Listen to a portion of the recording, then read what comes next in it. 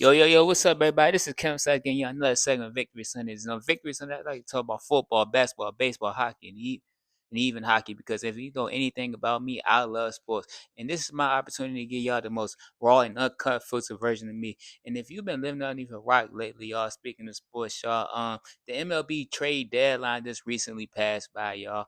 And I'm not gonna lie to y'all, I was entertained by it, but I like watching baseball, but I can't give y'all everything just because, like, I'm gonna be real with y'all. I watch baseball, but I don't know all the players' names. But still, like if you've been living up here rock lately, like I said, MLB trade deadline recently just passed by, and let's give y'all some few quick rundowns. The Rays, they had a pretty good trade deadline. They picked up a few players. I think they picked up a catcher and some pitchers.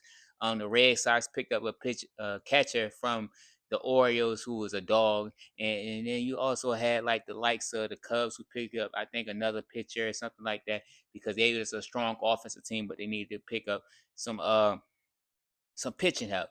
But some teams, unfortunately, my two favorite teams, they didn't really do too much on what I was just basically the reports I was reading. They said the Yankees, which is my second favorite baseball team, and I got the jersey on. But the Yankees, they only picked up like two bets, because at this time period, like right now, Aaron Judge is injured, and they needed some guys, but they still need help in the pitcher relief.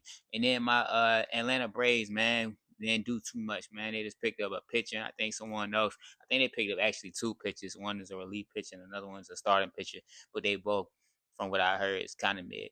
But the most trending topic about what's going on in the trade deadline was what is it, Tyree Schoolball? If I'm hopefully I'm saying that correctly.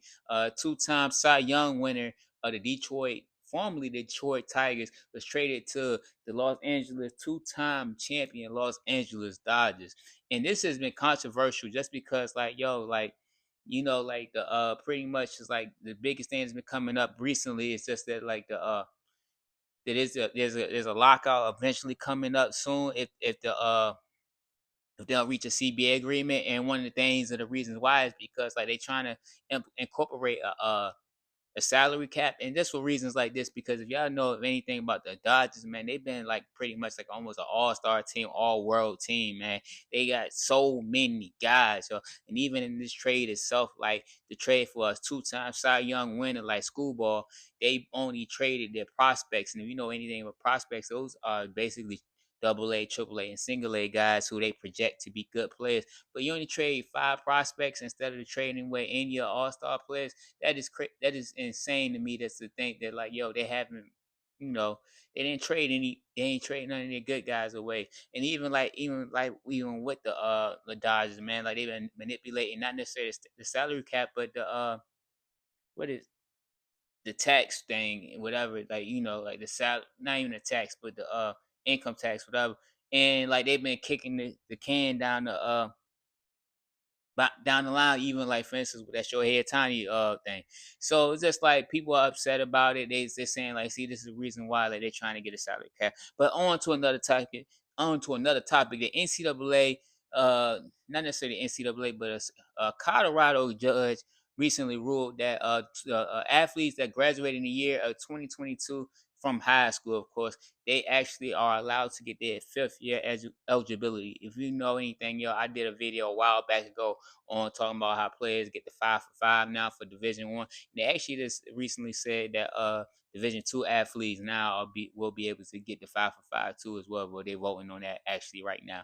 But yeah, man, some of the rules and guidelines is they saying like it's basically like the same rules still apply. Like if you wasn't in the transfer portal, you can't just put your name in the transfer portal that's dead. Also, like if you had recently tried out or had put your name in for a professional, like to declare yourself a professional or stuff like that, you can't go back to school. So this really is just like for people who didn't. I mean, I ain't gonna say didn't make it. This is for because those people who didn't make it just didn't make it. But these are for people who didn't put a name in the bid, and they really just they pretty much was like, fuck it, I'm gonna be a doctor or a lawyer or a sportscaster. But now they actually got their fifth year, so you can't be but too mad about it if they saying like, hey, nah, there's not gonna be like ways around this. Like it's straightforward. Like y'all gotta abide by these rules. And also, like one last thing about that too is they're saying like they gotta fit into the salary cap and the scholarships and stuff like that. So not just like a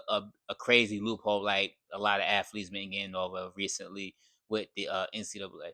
Then on to the last topic, my favorite topic, because I might just be somebody's favorite cousins, favorite cousins, favorite cousins, favorite cousins, favorite cousins. If you don't know anything I'm talking about, a lot of NFL players of recently, in particular, one of my favorite positions has been getting that bag. Yes, I've been saying it. Yes, a few of NFL players they have recently just signed some contract extensions. Particular, I'll just go quickly about the running backs. Run down. Bijan Robinson, he signed a 3 year, $75 million deal. I think it's like 50 million guaranteed. I don't know the exact numbers, but yeah, he did. This guy was actually on my fantasy team. Jonathan Taylor, he actually signed a 2 year, $44 million deal. Actually, and like I said again, I don't know the guaranteed money. And then just recently, what's that dude name? Running back for the Gibbs for the Detroit Lions, he signed a 3 year, $75.5 million deal.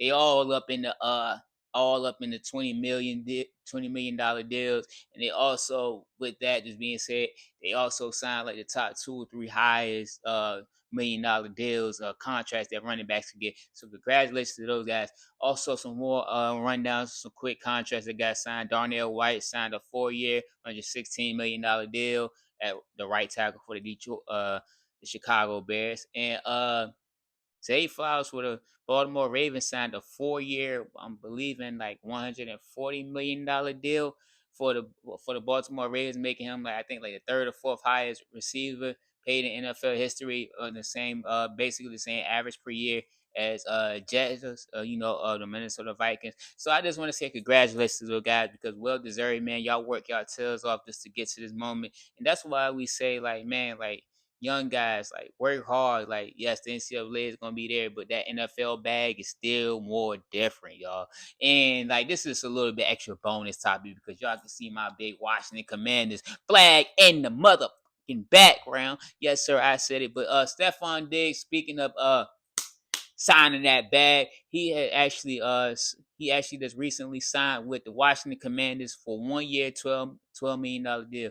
I like the signing because like at the time period, like they was talking to them signing Brandon Ayuk, but if you've been living under a rock lately, Brandon Ayuk been crashing out. So this is like this is the next best thing, and I think like this is a good pickup just because like it has been proven that Stephon Diggs has always been beneficial to like young quarterbacks. He did it with Allen. He even done it with Drake May of recently at the Patriots. So he has a good history with good young quarterbacks. So this is just I just believe it's another opportunity for Jaden Daniels to develop just because you got a guy who has shown he is beneficial to a young quarterback. So I think like this is a great signing because you want to go get Ayuk, who is next up.